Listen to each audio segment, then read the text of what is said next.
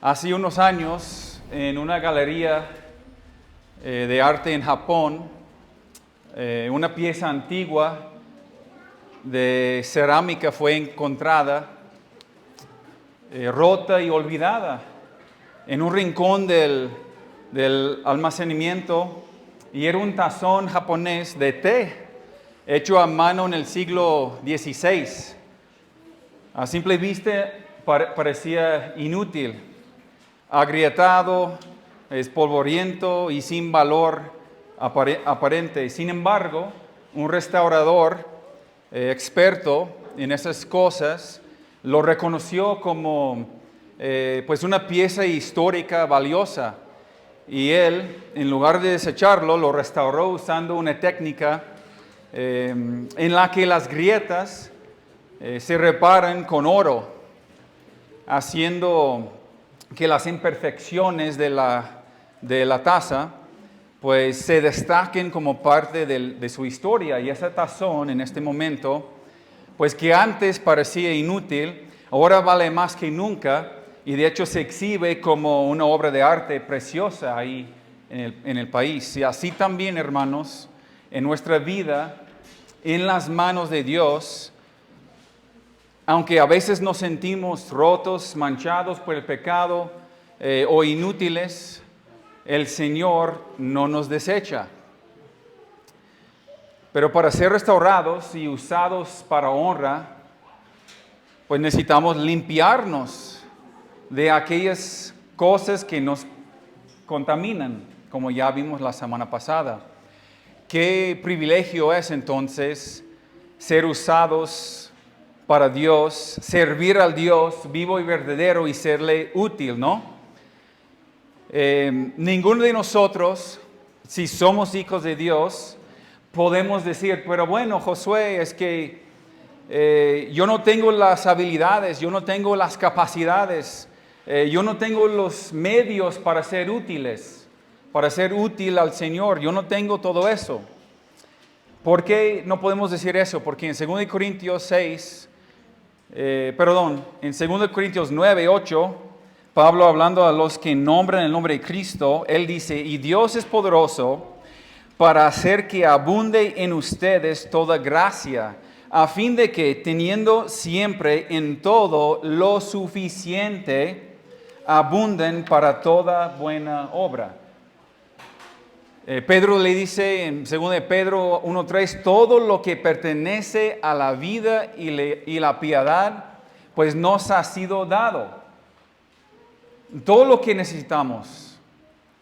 En 2 Timoteo 3:17, de hecho en esa misma carta dice que tenemos todo lo necesario para ser perfecto, enteramente preparado para toda buena obra a través de la palabra de Dios, a través del Espíritu Santo. Entonces no hay ningún recurso espiritual que no esté disponible para cualquier hijo de Dios. Ningún recurso, ninguno. Tienes todo lo que necesitas para serle útil al Señor. Y como vimos la semana pasada, la única pregunta que tenemos que preguntarnos entonces es si es una prioridad para ti serle útil a Dios o no. Es la única pregunta que tienes que preguntarte. Basado en los pasajes que estamos viendo, ¿quiero ser útil o voy a seguir siendo inútil? Los medios de gracia están disponibles para proveer, como vimos la semana pasada, la santidad de vida, lo que se requiere, la santidad. Pues la sumisión obediente, tenemos que obedecer, y el celo, ese deseo para servir al Señor. Y vimos la semana pasada que todo esto pues Dios nos ha dado, y ese es el mandato que Él nos ha dado.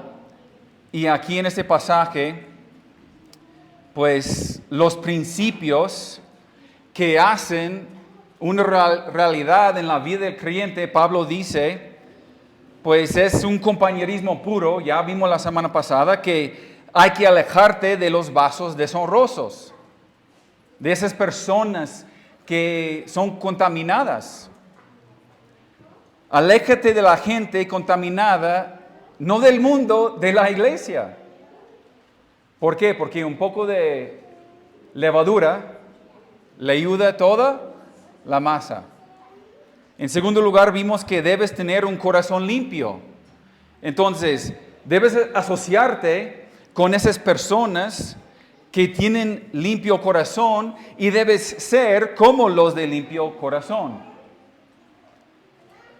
Teniendo tú mismo un corazón limpio de pecado. Hay que huir de las pasiones pecaminosas, como dice en versículo 22 Pablo, y hay que correr tras lo recto. Para ser un vaso útil, se requiere una comunión pura y un corazón limpio. Y hoy vamos a ver un atributo más, características de un siervo útil. Si quieres ser un vaso para honra, Dios desea que tengas un espíritu humilde.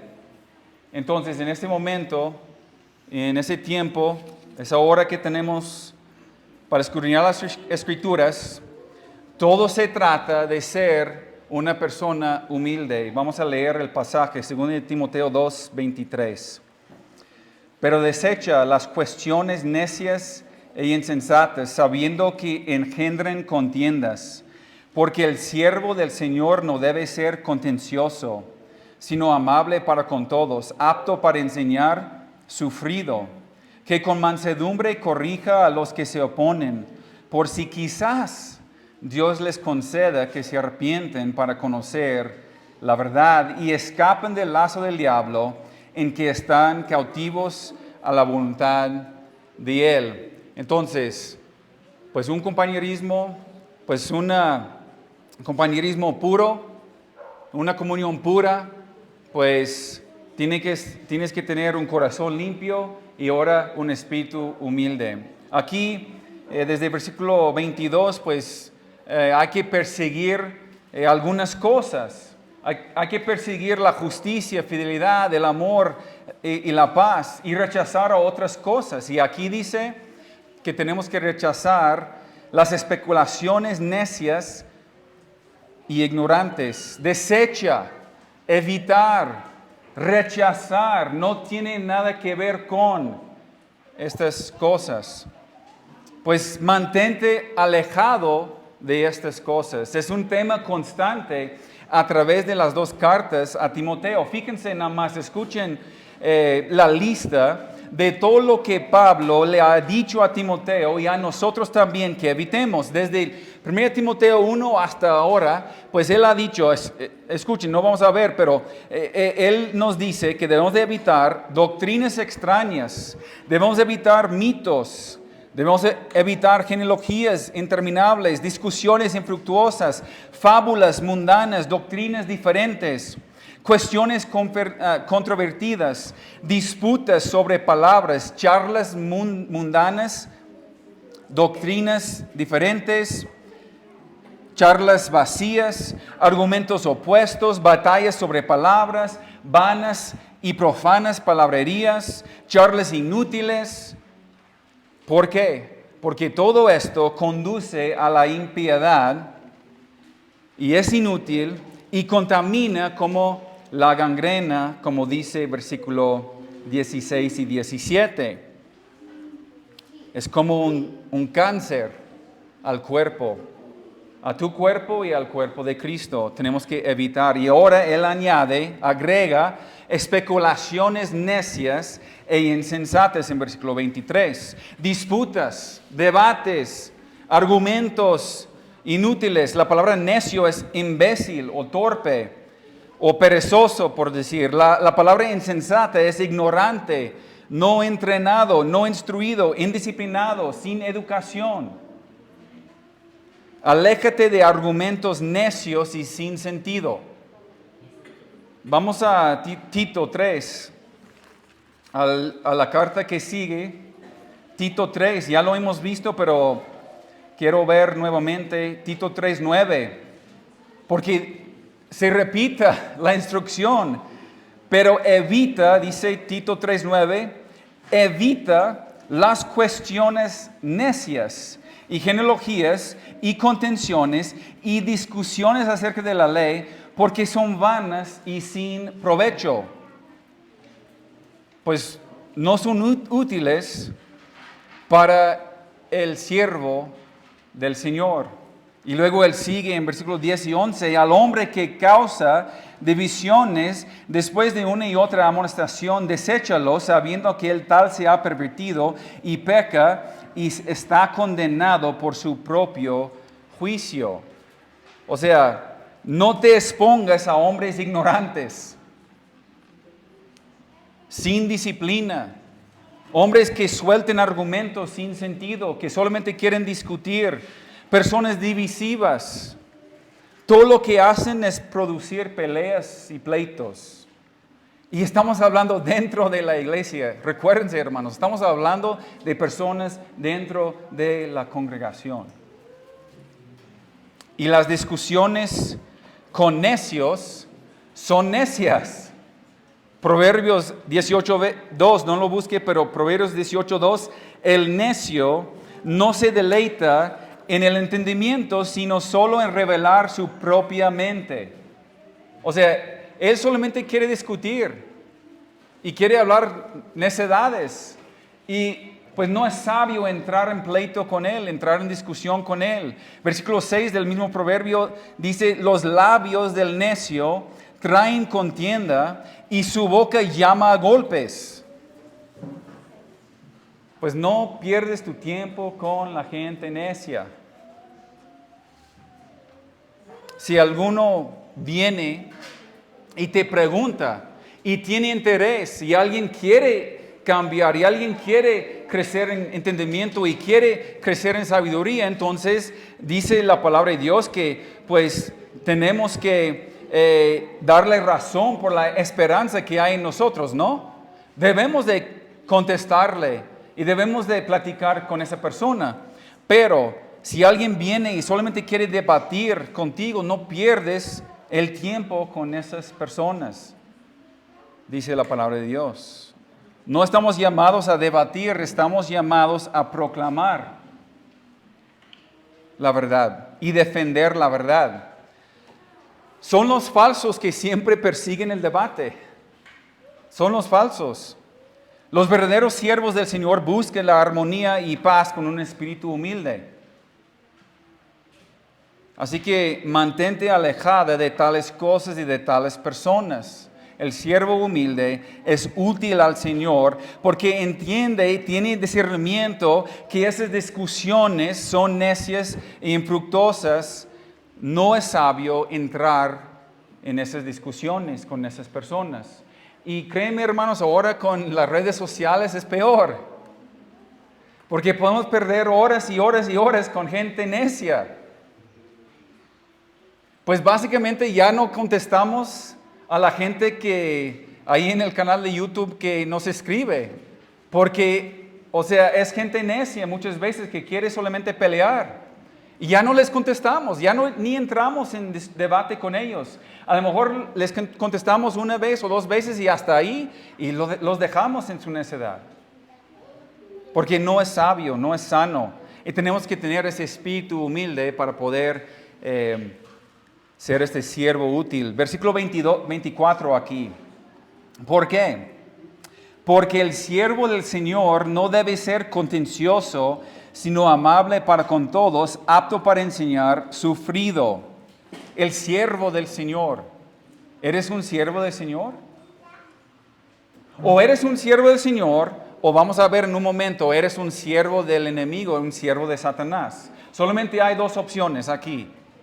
Para el que dice ser cristiano, bueno, y para el que no dice no ser cristiano, solamente hay dos tipos de personas. O eres siervo útil para el Señor, o eres siervo inútil para el Señor y eres siervo para Satanás. Y lo vamos a ver en este contexto. Pero no debe ser una persona contenciosa, debe ser una persona que tiene una manera gentil.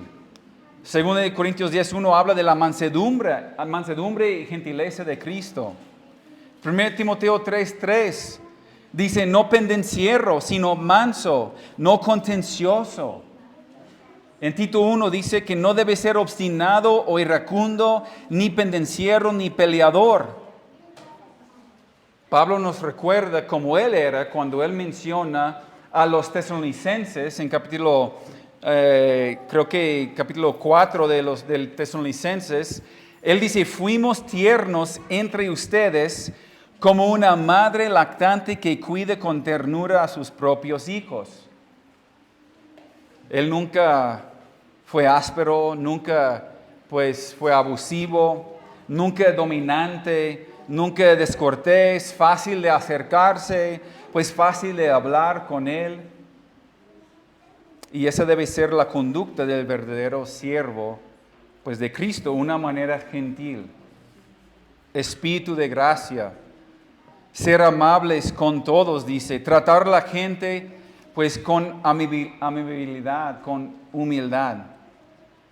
Y es reflejado en su enseñanza y su manera de instruir y su manera de corregir, porque dice que es apto para enseñar, o sea, hábil en la enseñanza, es capaz, tiene pues una manera de comunicarse con las personas y buscar la paz con todos. Él habla la verdad, pero amable con todos. Eso hace referencia a su bondad, pues a su gentileza. Repito, no es abusivo, no es manipulador, pues no es descortés el siervo del Señor.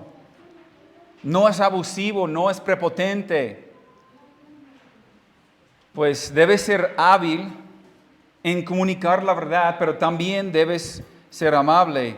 Y tú dices, pues Josué, pero si hago esto me van a lastimar, o sea, me van a pisotear. Pues claro que sí. No solamente es muy probable, pero es un hecho. Por eso Pablo agrega pues el comentario, esa última palabra, cuando él dice sufrido. El siervo del Señor tiene que ser sufrido. O sea, pacientes cuando sean agraviados, dispuesto a aguantar el mal. Literalmente dispuesto a soportar el maltrato sin tomar represalias. Eso es lo que quiere decir sufrido. Eso requiere mucha humildad, ¿no? Permitir que los demás abusen de ti, Timoteo, sin tomar venganza. Y eso sucede todo el tiempo, hermanos, y dentro de las iglesias.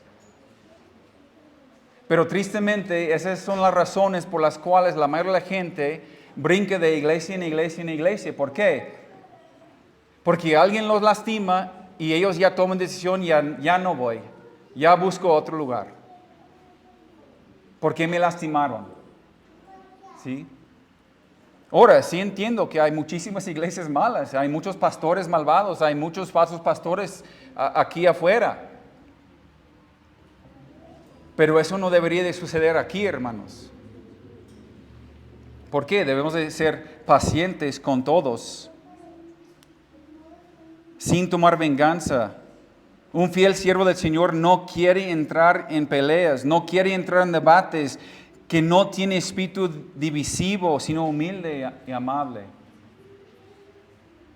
Y cuando vemos ese comportamiento, la verdad es que nos llena de tristeza. Cuando vemos esos pleitos entre los hermanos, incluso contra nosotros también, o sea, nos llena de tristeza por esas cuestiones. Pero tenemos que tener un espíritu humilde. Es hábil para instruir con gracia. Y debe ser paciente, dispuesto a soportar el mal. Nunca debe tomar represalias, nunca debe amargarse, nunca toma venganza, pues el siervo del Señor. Vamos a 1 Pedro capítulo 2. Acompáñame a 1 Pedro capítulo 2. Versículo 18.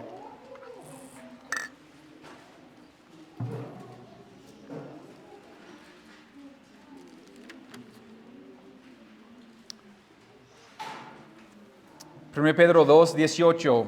Criados, Estad sujetos con todo respeto a vuestros amos, no solamente a los buenos y afables, sino también a los difíciles de soportar.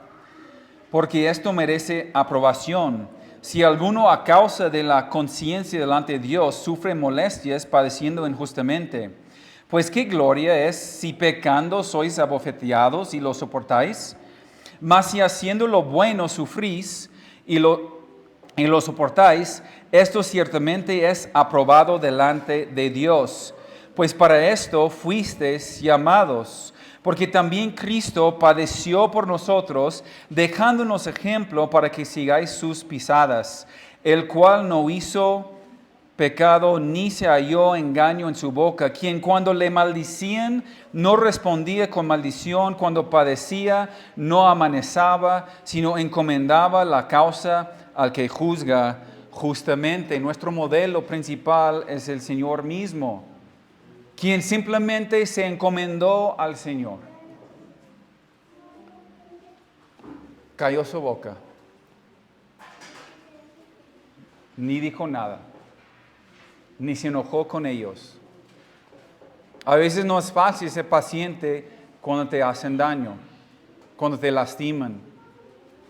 Hay algo en tu carne, pues que quiere arremeter, como dice en los proverbios, y golpear al necio, ¿no?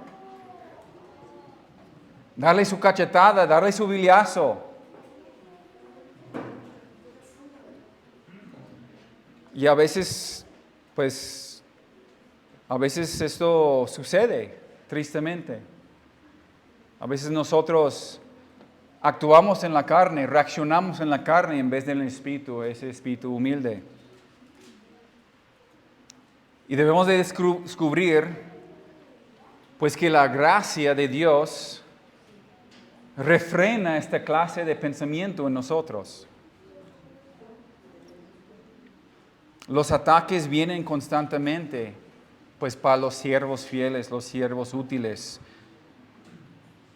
Y tienes que ser paciente y tolerante y seguir mirando a Cristo, quien fue perfecto, y lo mataron y Él no reaccionó.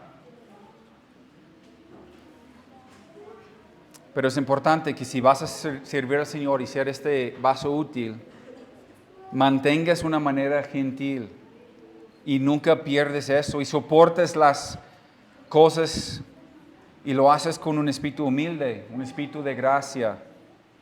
No peleando, no riñendo, no defendiéndote, no justificándote a ti mismo, no llenándote de amargura, ni de venganza, ni enojo, sino simplemente continuar fieles, enseñando la palabra de Dios, siendo gentiles y amables, soportando lo que venga, con un espíritu humilde. Y aquí en versículo, regresando al pasaje en 2 Timoteo, versículo 25,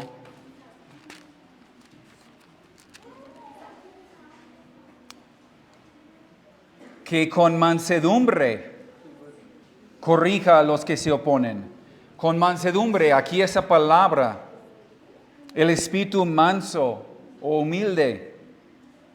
Un espíritu humilde decía, no se trate de mí, o sea, se trate de Cristo. Esas personas que me están atacando realmente no me están atacando a mí si estoy bien, si no he pecado, si tengo una conciencia limpia delante de Dios. No se trata de mí, se trata de Cristo. Un espíritu humilde dice, ¿me puedes atacar las veces que quieres? ¿Puedes hacerme lo que quieres? Yo no voy a reaccionar. No se trata de mí. Por lo tanto, ni voy a defenderme, no voy a tomar venganza por mi cuenta, no voy a buscar mi propia justicia. Eso es la humildad que requiere el siervo. Y la humildad reconoce que no tengo defensa para mí mismo. ¿Por qué? Porque la realidad, hermanos, es que si supieres la verdad acerca de mí, soy peor de lo que crees que soy. Y eso es para cada uno de nosotros. si realmente tenemos una humildad. Soy peor de lo que crees que soy.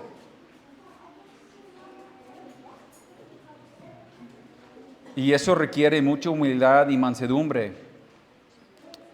Pero quiero aclarar algo aquí también. La humildad al mismo tiempo no es cobardía, no es impotencia. Por ejemplo, es interesante porque aquí la palabra que usaban los griegos, aquí para mansedumbre, para manso, para humilde, es la palabra prautes. La usaban para hablar de un caballo que había sido domado. Era poder bajo control. Al contrario que un potro sin domar, que representaba poder fuera del control. El siervo manso es una persona poderosa, una persona con convicciones, una persona con fuerza, una persona con dirección, una persona que anhela servir a Dios con todo su corazón. Pero es una persona cuyo poder está bajo control. No lo confundes, hermano, con ser flojo o cobarde o que le falte convicción. Muchas veces decimos, pues que esa persona es tan humilde, estamos hablando de su pobreza. Es una persona pobre y dice, es tan humilde esa persona. No se trata de eso, hermanos. No es pobreza, no es timidez, no es debilidad, no es vergüenza, no es cobardía. Esa falsa humildad de que, me da pena, es que me da vergüenza, es una falsa humildad para el cristiano. De que cito John MacArthur, aquí dice, Jesús nunca se defendió, pero cuando profanaron el templo de su Padre, hizo un látigo y los golpeó, porque la mansedumbre dice, nunca me defenderé, pero moriré defendiendo a Dios. 2 veces limpió Jesús el templo, reprendiendo a los hipócritas, condenó a los falsos líderes de Israel, pronunció el juicio divino sobre la gente, y sin embargo la Biblia dice que Jesús era manso. La mansedumbre es poder usado solo en defensa de Dios. La humildad es poder restringido, hermanos. Significa que no utiliza tus energías para defenderte, sino te usa solo en defensa de Dios. Jesús no azotó a la gente con látigo por lo que hacían contra él, solo por lo que hacían a su Padre. Defendiendo a Dios, no se defiende a sí mismo. Y si quieres ser un vaso útil, no puedes estar siempre autojustificándote, autodefendiéndote. No puedes andar por ahí vengándote siempre de todos los que te han hecho daño. No puedes tomar justicia en tus propias manos. El hombre humilde elevaría al Señor y sería más pequeño en sus propios ojos. Va a menguar y va a elevar a Cristo. Ese es el hombre humilde. Un vaso noble y útil es desinteresado en el sentido de que morirá en la defensa de su Señor, morirá en la defensa de la justicia, morirá en defensa de la palabra de Dios, pero no gastará ni una onza de energía en la defensa de sí mismo. Esa es la verdadera humildad. Notarán aquí en versículo 25 que dice, con su humildad también corrige a los que se oponen. Parte de la tarea nuestra como siervos del Señor, pues es corregir, es la resolución del conflicto. Y debe haber un tiempo y un lugar para la corrección, para la exhortación. Eso es parte del deber de cada cristiano. Si tu hermano peca contra ti, ve y repréndele. Tú y él a solos. Y si él se arrepiente, has ganado a tu hermano. Ese versículo no es para los pastores solamente. Es para ti como hermano en Cristo. A lo mejor tendrás que llegar con un corazón humilde y exhortar, animar pues a un hermano. ¿Sabes qué? Pues me ofendiste en ese punto. Caray, pues perdóname, no sabía, la verdad no era mi intención. Ok, pues perdóname, ok, estamos bien. Y si no reacciona así, entonces si no se arrepiente, pues luego tenemos que tomar otros con nosotros. Sí sabemos todo eso. Pero cada hijo de Dios, cada siervo de Dios, pues tiene que cumplir con esto. ¿Por qué? Porque hay algunos cristianos que viven impíamente y tienen que ser corregidos. Es un verbo en tiempo continuo, corregir constantemente a los que están en oposición. Y esa oposición puede ser oposición doctrinal, o sea, en su enseñanza, o puede ser oposición en su comportamiento, o sea, en su pecado, que se oponen la sana doctrina con su comportamiento, que manchan al nombre de Cristo con su comportamiento. La misma palabra de corregir, de enseñar, de corrección, pues se utiliza en Tito 2:12, no lo busque, pero refiriéndose al hecho de que la instrucción debe ser dada para producir un cambio de los patrones de comportamiento en las personas. Entonces Pablo le dice a Timoteo que sea humilde, pero que confronte, que sea humilde, pero que exhorte, que sea humilde, pero que instruya de una manera correctiva.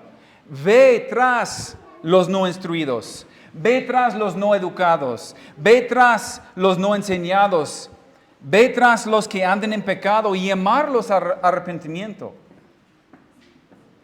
Que se aparten de su iniquidad. Esa es la responsabilidad que tenemos. Se requiere que hagamos eso. Sea amable, sea gentil, sea cariñoso, sea humilde, pero habla lo que hay que hablar. Ellos deben ser corregidos, pero el motivo de esa corrección es el asunto aquí. Y Pablo comparte el propósito de esa corrección. Seguimos en el versículo 25 y 26. Después dice, corrige a los que se oponen. Y él da el propósito, por si quizá Dios les conceda que se arrepientan para conocer la verdad y escapen del lazo del diablo en que están cautivos a voluntad de Él.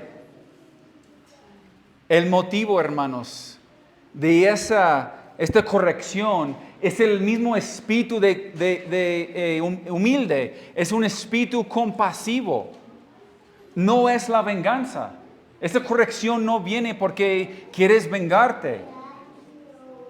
He visto en la iglesia, hermanos, pues si existe la tentación de andar tras las personas y siempre estar señalándoles. ¿Por qué? Porque tú quieres la justicia, porque tú quieres la venganza, porque tú quieres esto, tú quieres aquello.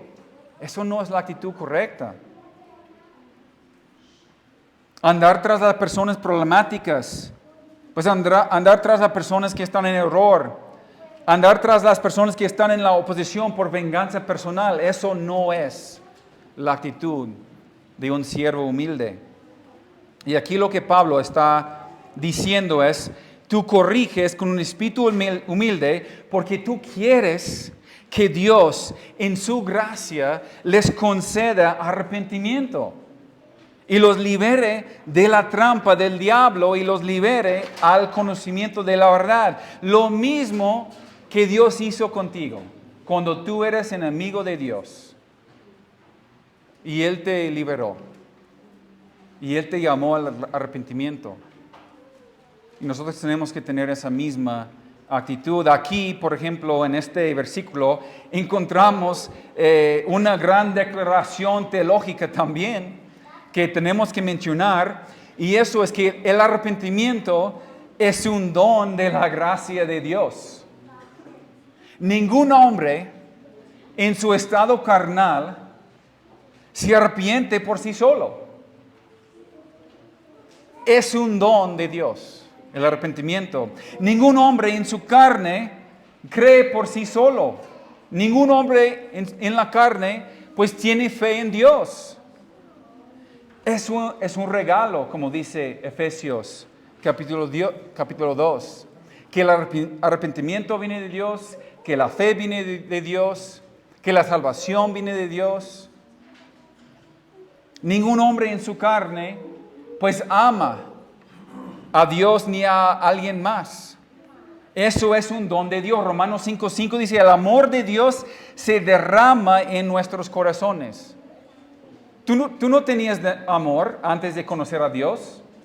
Tú amabas a las personas, entre comillas, por lo que recibías de ellos. Y al momento, como un buen mexicano, al momento de ser lastimado por alguien, ¿qué pasó? ¿Qué hacía? Ya lo cortamos. Ya no me sirve, a esa persona no me sirve, entonces ya hasta aquí llegamos. La única razón por la cual tú puedes amar a tu prójimo y amar a tu hermano en Cristo es porque Dios ha derramado su amor en tu corazón. Solo Dios concede el arrepentimiento. Solo Dios concede la fe. Solo Dios concede la gracia y el amor y la misericordia. Toda realidad espiritual es un don de Dios por su gracia. Entonces nosotros amamos a los demás. ¿Por qué? Porque Dios nos amó primero. Y yo era el más vil pecador de todos. Entonces, ¿quién soy yo para no perdonar, para no amar, para no extender gracia y misericordia? Y así Pablo desea que Dios les conceda el arrepentimiento. Por eso la corrección con ese corazón y ese espíritu humilde. Pablo no está orando juicio sobre ellos. No está diciendo, Dios, agarre a esa gente que se me opone, Dios, abátelos. Está diciendo, Dios, ayúdeles. Por favor, Dios, ten misericordia con ellos. Concédeles el arrepentimiento y llévalos al conocimiento de la verdad. Por favor, Dios. Incluso Pablo lo dice de su propia gente, de los propios judíos. Él dice, condéname a mí, Dios, y salva a mi pueblo. Condéneme a mí. Yo quiero tomar su lugar en el infierno. Si solamente podría salvar a algunos de ellos. Eso era el corazón de Pablo. ¿Quién aquí tiene ese corazón? Esta es una actitud compasiva de un espíritu humilde. Vamos a 2 Corintios 7. 2 Corintios 7.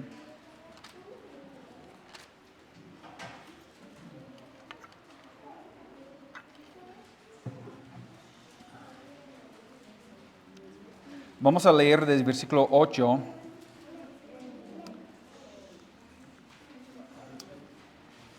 Segundo de Corintios 7, 8. Porque aunque os contristé con la carta, no me pesa. Aunque entonces lo lamenté, porque veo que aquella carta, aunque por algún tiempo os contristó, ahora me gozo. No porque hayas sido contristados, sino porque fuisteis contristados para arrepentimiento, porque habéis sido contristados según Dios, para que ninguna pérdida padeces por nuestra parte, porque la tristeza que según Dios produce arrepentimiento para salvación, de que no hay que arrepentirse, pero la tristeza del mundo produce muerte. La voluntad de Dios era que se entristecieran. Fue la voluntad de Dios, pues que se arrepintieran. Esto es la compasión que demuestra Pablo, es la humildad.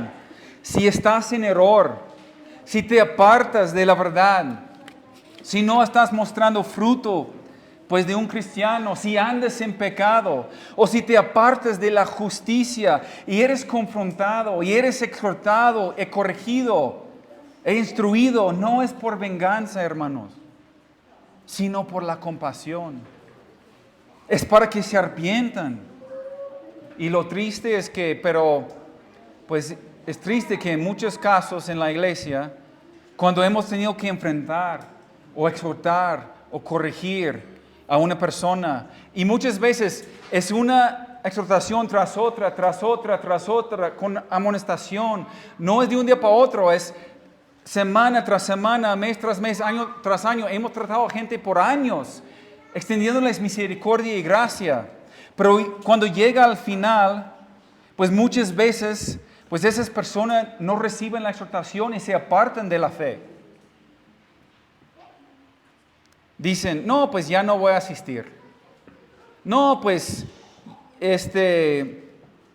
pues me da pena, me da vergüenza por esta exhortación, entonces ya no voy a ir. Eso no es una actitud humilde, hermanos, es una actitud egoísta, es una actitud prepotente. Que una persona diría, no, pues ya no voy a ir. Porque me señalaron, porque me exhortaron. Aunque yo sé que andaba mal, pero ellos llegaron y me dijeron mis faltas. Entonces ya no voy. Y la gente se aparta de la fe. Eso no es el fruto de un arrepentimiento genuino. La palabra metanoia, aquí que se traduce arrepentimiento, enfatiza un cambio de mente y un cambio de actitud que resulta en un cambio de dirección. Un cambio de mente, un cambio de actitud que resulta en cambio de dirección. Eso es lo que significa el arrepentimiento genuino. Quiero corregirlos entonces, dice Pablo, para que se vuelvan y vayan por el otro camino, el camino correcto, y vengan al conocimiento de la verdad. El conocimiento profundo, el conocimiento verdadero, el conocimiento pleno. O sea, vasos de deshonra que no sirven se convierten en vasos de honra que ya son útiles. No hay vergüenza aquí, no hay amargura aquí, solo hay compasión. El siervo con espíritu humilde quiere traer a la gente al arrepentimiento para que pueda venir al conocimiento de la verdad y ser librados del diablo. Proverbios 24:11 dice, libra a los que son llevados a la muerte, salva a los que están en peligro de muerte. El engaño, hermanos, de la falsa enseñanza, el engaño del pecado, el engaño de la amargura, y lo que sea que esté pasando en su vida, pues ha adormecido su conciencia, pues confundido su mente y paralizado su voluntad. Eso es lo que quiere decir Pablo de esa gente. Y él dice, yo quiero que salgan de ese estupor. ¿Por qué? Porque han caído preso de Satanás. Son personas en la iglesia. 1 Timoteo 3:7. Tú puedes preguntar, ¿pero un hijo de Dios puede caer preso a Satanás para hacer su voluntad? Pues vamos a ver. 1 Timoteo 3:7. Hablando acerca de los ancianos, 1 Timoteo 3:7, también es necesario que el anciano tenga buen testimonio de los de afuera. ¿Para qué? Para que no caiga en desacrédito y en lazo del diablo. Hay ancianos en las iglesias que han caído preso a Satanás. Ahora, yo diría que la mayoría de ellos son falsos maestros y falsos pastores. Pero si un anciano, una persona con tanto conocimiento, una persona con tanta experiencia, puede caer preso a Satanás, entonces ¿cuánto más tú? Tú que no lees tu Biblia, tú que no sirves al Señor, tú que no oras a Dios, tú que no escuches las exhortaciones, tú que no obedeces a Dios, ¿cuánto más puedes tú caer en el lazo del diablo para ser usado para sus propósitos dentro de la iglesia, dentro de tu matrimonio, dentro de tu hogar, pues en tu trabajo, en la iglesia? ¿Cuánto más? Y veo en el pasaje, en 2 Timoteo, el pasaje que estamos estudiando, de que esas personas han escuchado especulaciones vanas, que se han involucrado en palabras inútiles, en chismes, discusiones y debates, y se han tragado las mentiras de Satanás y han caído en su trampa, han entrado en un estupor espiritual y necesitan salir de ella, porque dice al final del versículo 26 que están literalmente en un estado cautivo de Satanás. Gente en la iglesia, cautivos de Satanás, haciendo su voluntad. ¿Y cuál es la voluntad de Satanás dentro de una iglesia? Sembrar discordia, robar, matar y destruir. Y lo hace, hermanos. En la mayoría de las iglesias lo ha hecho. Es astuto. Satanás es muy bueno en su trabajo y nosotros lo permitimos. Es lo que él quiere hacer en nuestro matrimonio y lo ha hecho. Dentro de la Iglesia Bíblica Zacatecas, él ha llegado y ganado mucho terreno en los matrimonios, en los hogares cristianos. Él ha llegado y se ha metido y ha sembrado discordia entre padre e hijo. Y los padres pierden a sus hijos. ¿Por qué? Por el mismo enemigo, por Satanás. Él ha entrado a la iglesia, hermanos. Él entra a la iglesia. Él se mete a la iglesia. En las familias de los pastores principalmente, él busca entrada. ¿Por qué? Porque si Satanás puede entrar para sembrar algo en los pastores, ¿qué pasa con los demás? Ya pierden la confianza en Dios. No en los pastores, pero en Dios. Pero luego, si él lo puede hacer entre nosotros, entonces ¿cuánto más en ustedes? Que con solamente una mirada, con solamente no me saludó este hermano, ya no le voy a saludar. O sea, si Satanás puede llegar con eso, él no tiene que llegar a más.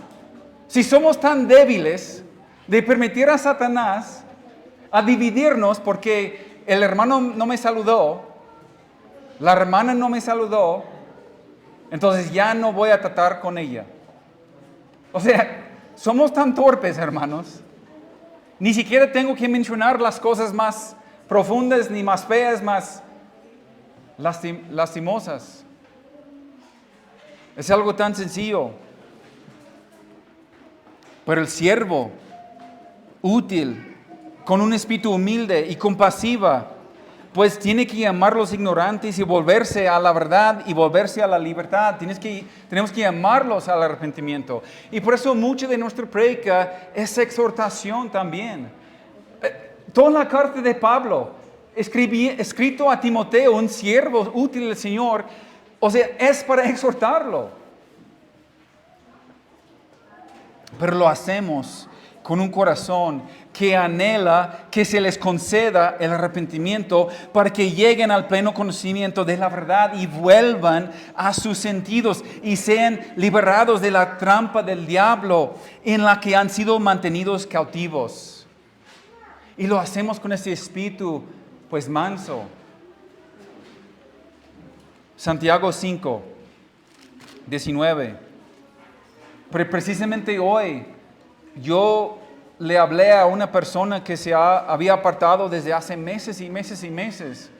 No hemos escuchado nada de él y yo le hablé y dije, tienes que volver, tienes que arrepentirte. Nos preocupa tu alma, tu estado espiritual. No es para condenarte, pero tienes que volver. Estás mal y sigues diciendo que eres hermano. Pero tienes que volver. Es que me da tanta pena por lo que hice. O sea, es una falsa humildad. Es una prepotencia de parte de esa persona de decir, no, es que no quiero regresar porque me da pena, me da vergüenza dar la cara ahí. ¿Qué van a pensar todos de mí? Debemos de regocijarnos cuando uno vuelva. Santiago 5:19. Hermanos, si alguno de entre vosotros se ha extraviado de la verdad y alguno le hace volver, sepa que el que haga volver al pecador del error de su camino, salvará de muerte un alma y cubrirá multitud de pecados. Eso es nuestro trabajo con esas personas apartadas, llamarlos al arrepentimiento. Ese es nuestro trabajo con las personas dentro de la iglesia, pues que han sido llevados cautivos del enemigo, de Satanás, para hacer su voluntad. Es llamarlos al arrepentimiento con un corazón humilde y con compasión, esperando que Dios les conceda ese arrepentimiento para que vuelvan al camino. Eso es la compasión. Ese es el corazón del vaso noble. Ese es el humilde de espíritu, lleno de compasión. Tantas personas, hermanos, se amargan y se vuelven vengativas y se enojan y arremeten contra los hermanos, contra las otras personas, y su motivo para ir y corregirles pues es egoísta, pues es vengativa, no es compasivo, no es con compasión. Hermanos, mi oración, porque esa predica es para mí, tengo que predicarme a mí mismo primero. Mi oración, hermanos, es que Dios me dé un espíritu humilde en todo momento. Yo sé que he fracasado en momentos. Yo quizá ha habido momentos cuando he sido duro. Yo sé que ha habido momentos en los últimos años donde pues yo he tratado a una persona o le he hablado o he reaccionado mal. Lo reconozco. Y en la mayoría de los casos y en todos los casos que recuerdo, pues yo he buscado arrepentirme, buscado a esa persona, buscado la resolución, buscado la restauración. No somos perfectos. Vamos a fallarles. Yo les voy a fallar, pero mi deseo de mi corazón es que Dios me dé ese espíritu humilde para que no importa pues lo que alguien diga en mi contra. No importa que tanto se equivoquen en la verdad. No importa que tanto pues tergiversen la verdad o la palabra, que ataquen. No importa qué tan profundas sean las heridas de los hermanos. Pues el corazón del siervo útil al Señor siempre tiene que decir: Dios, por favor, perdónalos porque no saben lo que hacen. Concédeles el arrepentimiento para que lleguen al pleno conocimiento de la verdad, para que sean librados del trampa pues del enemigo. Como Cristo en la cruz, perdónalos porque no saben lo que hacen. Eso es el espíritu humilde, hermanos. ¿Quieres ser un vaso útil? Espero que sea tu deseo ser ese vaso. Espero que sea tu deseo pues de ser un instrumento útil, un siervo útil para el Señor.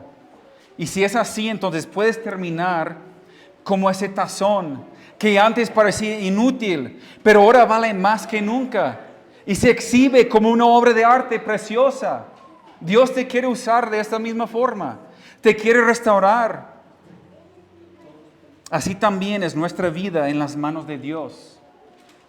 Aunque a veces nos sentimos rotos, manchados por el pecado, nos sentimos inútiles o nos hemos vuelto inútiles,